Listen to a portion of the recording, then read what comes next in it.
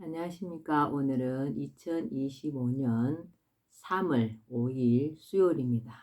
벌써 3월도 5일이나 지나가고 있습니다. 그동안 손자, 손녀들 오고 아들 오고 한다고 엄청 바빴습니다. 제가 오늘도 난세영웅 허경영을 아십니까? 181쪽부터 읽어보겠습니다. 국민보다는 당리, 당략이 우선. 정당이 선거에 나갈 후보의 공천권을 가지고 공천 장사를 하다가 관련자가 구속되는 경우를 왕왕 보게 된다. 우리나라 정치 현실에서 거대 정당의 공천을 받는 것은 당선을 보증하는 수표와 같기에 돈을 내고서라도 공천을 받으려는 사람들이 상당하다는 게 여의도 정가에 떠도는 소문이다. 이러한 정당의 형태와 정치 풍토 속에서 우리 정치의 발전을 기대하는 것은 마치 나무에서 물고기를 얻으려는 것과 같다. 정치 발전은커녕 정치인들이 부패해가는 최대 고리가 바로 정당이라고 본다. 정당 소속 국회의원들이 자기 공천을 따내기 위해 출마 당시 내놓았던 공약을 헌신짝처럼 내팽개치고 당리당략을 따르는 것은 조금도 이상한 일이 아니다. 당론을 무시하고 독자적인 목소리를 낸다거나 당의 방침을 어기고 독자적인 행보를 했다가는 당장 돌아오는 것이 당 차원의 비난과 자기 공천 탈락이다. 이런 마당에 정당이 국민과 권력을 잇는 다리라고 극찬하는 것은 어불성설이다. 현대판 당파 싸움과 양당 체제. 우리나라의 정당 정치는 조선시대 당파 싸움과 전혀 다를 게 없다. 아니, 그때보다도 더 고약하다고 본다. 왜냐하면 이전에는 싸움의 주체가 사회 상부인 양반층으로 국한되었지만 지금은 정치인들은 물론이고 발달한 대중매체로 인하여 국민 전체가 국론 분열의 장으로 들어와 온 국민이 당파 싸움에 휘말리고 있는 형국이기 때문이다.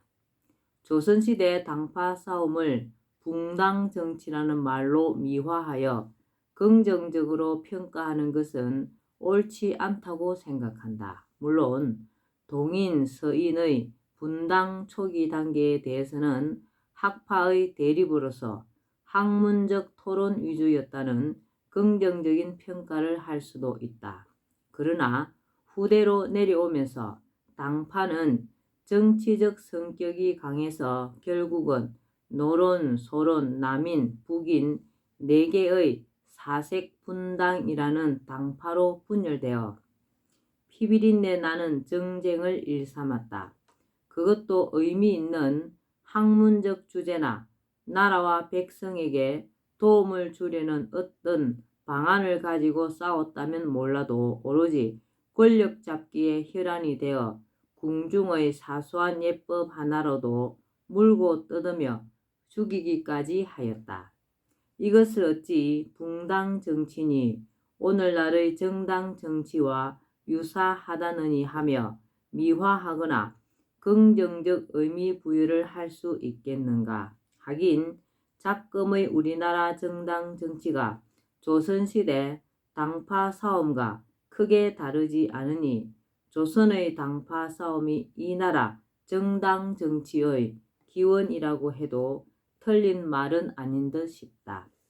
잘난 양반 사대부들은 당파 싸움에 빠져 나라가 기울든 백성이 굶어 죽든 안중에도 없었고 심지어 같은 배를 타고 사신으로 가서 일본 사정을 살피고 돌아와 임금에게 보고하는 자리에서조차도 서로 간의 경쟁 심리와 적대 감정이 개입되어 상반되는 보고를 할 정도였으니 당파의 폐해를 일러 못하랴 싶다.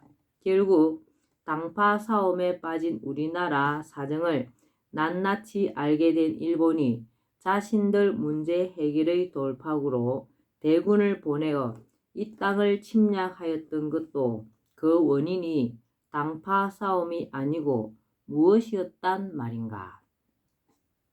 당파 싸움은 민생을 도탄에 빠뜨리고 나라를 위태롭게 한 가장 큰 원인이었다. 그런데 현대에 이르러 서구에서 민주주의라는 정치 체제가 들어오니 이제는 정당 정치라는 그럴싸한 이름으로 포장만 바꾸어 그 망국적 당파 싸움을 재현하여 당파 간의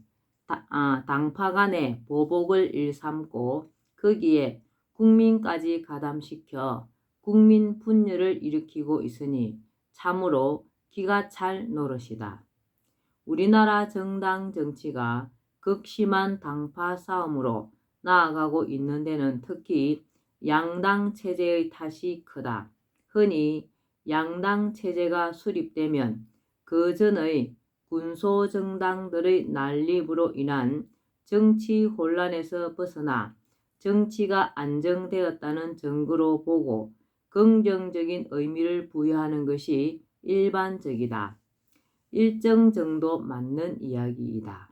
그러나 비록 군소정당의 난립에 의한 정치 혼란은 줄었다고 하더라도 그것 못지않은 심각한 문제점을 초래하고 있는 것이 양당 정치이다. 적어도 현재 우리나라에서만큼은 그렇다고 본다. 대개 보수당과 진보당으로 이루어지는 양당 체제는 국민을 한편에 서게 만들어 심각한 분열을 초래한다. 국민 통합을 이루어야 할 정치의 목적에 정면으로 배치되는 모습이다. 이러한 국민 분열은 양당 체제의 민주정치 국가에서 흔히 볼 수 있는 현상이다. 미국이나 유럽도 예외는 아니다.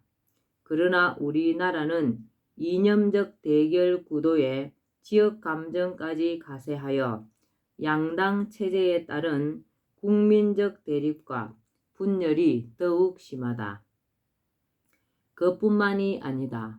집권 정당이 실정을 하면 다음번에는 다른 쪽에서 정권을 잡기 쉬운데 그렇게 되면 전혀 반대되는 정책을 취함으로써 국가의 정책에 일관성이 없고 따라서 예산 낭비도 심하다. 그 어떤 정권도 국가의 장기적인 발전 계획을 세울 수가 없다. 어떤 정부에서 장기 계획을 세운다고 한들 정권이 바뀌면 하루아침에 폐기되고 만다. 또 우리나라 양당 구도 정치는 대립을 넘어 보복 정치 수준으로 전락하고 있다. 전임 위정자들은 정권을 넘기기가 무섭게 정치적 심판대에 올라 전 국민이 보는 앞에서 곤욕을 치르는 일이 반복하여 일어나고 있다. 그러다 보니 정치인들은 국민의 환심을 사서라도 권력을 유지하기 위해서 총력을 기울인다. 장기적인 국가 발전의 청사진을 제시하고 이를 실현해 가기 위한 현실적인 대안을 수립하기보다는 당장 성과가 나타나는 전시 행정에 치우칠 수밖에 없다. 더구나 대통령부터 국회의원, 지자체장, 지자체의원 등이 모두 선출직이다 보니 양당 대립 구도가 중앙에서부터 지방 소단위까지 구석구석 반영되어 전시성 행정이 만연하여 예산이 낭비된다. 이 모든 것은 국민과 기업이 낸 혈세를 통해서 이루어진다. 양당 체제는 양당의 정치 이념과는 아주 다른 새로운 정책이나 뜻을 가진 신생정당 후보가 독자적으로 정계에 진출하는 것을 원천봉쇄해 버린다. 양당 중 하나에 들어가지 않고는 정계 진출이 거의 불가능하다. 앞서도 말했지만 군소 정당이나 무소속으로 나가서는 우리나라의 불공정한 선거 풍토와 언론 방송의 보도 형태 때문에 특별히 지명도가 높지 않은 한 국민으로부터 표를 얻기가 굉장히 어렵다. 특히 보수와 진보라는 두 개의 대립 정당에 대해 국민은 둘 다 마음에 들지 않아도 더 싫은 한쪽이 의석수를 더 많이 차지하는 것을 두려워하는 심리를 갖고 있다. 그래서 사실은 신생정당이 마음에 들어도 거기에 표를 주면 사표가 되고 자신이 더 싫어하는 정당이 승리를 거둘 것을 염려하여 신생정당 후보를 찍고 싶은 사람도 양당 중 하나에 표를 주는 경우가 많은 것이 현실이다. 그래서 양당 체제는 기성정당의 정치 이념이나 정책을 뛰어넘는 새로운 정치 아이디어를 가진 사람이 정치판에 들어와 정치를 발전시키고 국가에 이바지하기가 매우 어려운 정치 구조이다. 사회를 바꾸어 보겠다는 꿈과 열정으로 정치에 입문하려던 정치 신인이 중도에 포기하거나 아니면 얼마 되지 않아서 기성 정치인과 비슷해져 버리고 마는 것도 이러한 이유 때문이다. 정당 정치, 양당 체제의 문제점을 경시하고 이대로 계속 가면 우리나라는 절망밖에 남을 게 없다. 우선 양당 체제의 폐단을 줄이는 방법은 공정한 선거가 이루어지도록 하는 것이다. 공정한 선거를 통해 정치에 새로운 바람을 불어넣고 진정으로 국가와 국민을 위해 일할 사람이 선출되도록 해야 한다.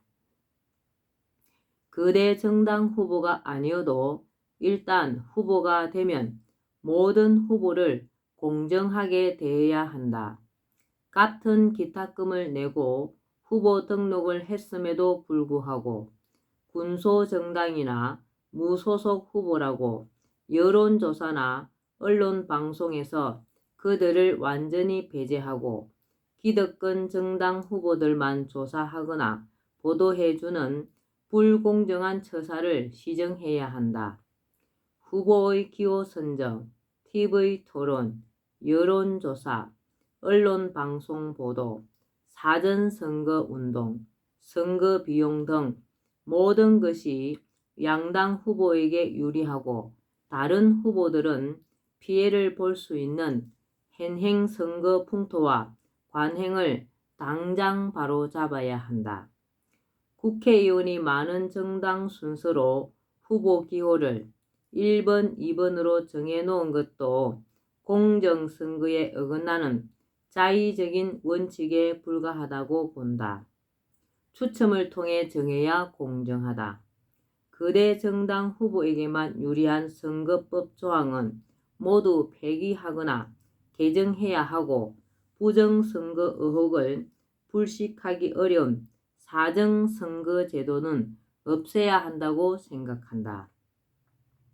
군소정당이나 무소속에서도 얼마든지 당선자가 나올 수 있어야 양당 체제의 피해를 막고 정치에 새 바람을 넣을 수 있다. 양당 체제의 폐해를 그대로 두는 한 우리나라는 저열한 보복 정치와 끝없는 국민적 대립과 분열 속에 국민 통합과 정치 발전, 더 나아가 국가 발전은 요원한 일이 될 것은 명약관화하다. 궁극적으로 정당 제도는 폐지해야. 나는 궁극적으로 정당 제도를 폐지하여 국회의원이 정당의 당리당략이 아니라 지역민을 대표하는 자로서 지역구 주민의 의사를 우선으로 소신껏 일할 수 있어야 한다고 본다. 정당에 소속되어 있는 한 국회의원들은 지역의 민의보다 정당의 방침에 따를 수밖에 없다. 그들 정당 소속 정치인들은 다른 정당과의 전쟁을 일삼아 왔고 앞으로도 이러한 사정이 개선되리라는 희망이 보이지 않는다. 우리나라 정치 현장이 이전 투구의 장이 되지 않도록 하기 위해서는 정당을 없애고 국회의원은 무소속으로 지역민과 진흥군을 대표하여 선출되도록 해야 한다고 본다. 정당을 없애면 무리를 지을 일이 없고 허울 뿐인 이념의 간판을 내걸 일도 없으므로 국민의 대립과 분열도 막을 수 있다. 국회에서 정정당당하게 국민과 지역민을 위한 법안을 제출하고 충분한 토론과 토의를 거쳐 법이 만들어지면 지역민과 국민의 뜻이 그대로 법에 반영될 수 있다. 그렇게 되면 정당이라는 중개상을 거치면서 민의가 무시되고 왜곡되는 일이 더 이상 일어날 수 없다고 본다. 정당을 없애면 진정으로 국민을 위한 법이 개정되고 국민을 위한 정책이 추진될 수 있을 것으로 본다. 정당을 없앰으로써 불필요한 예산 낭비를 막고 절약한 돈은 국가의 주인인 국민에게 돌려주며 국민 분열을 막아 국민 통합을 이루고 국회의원들이 진정으로 국민과 지역민을 위해 일할 수 있도록 해야 한다. 네. 오늘은 난세 영웅 흑영령을 아십니까? 여기까지만 읽겠습니다. 오늘도 흑영령을 많이 부르고 알려서 하늘의 복을 짓는 행복하고 뜻깊은 좋은 날 되시기 바랍니다. 감사합니다. 흑영령, 흑영령, 흑영령.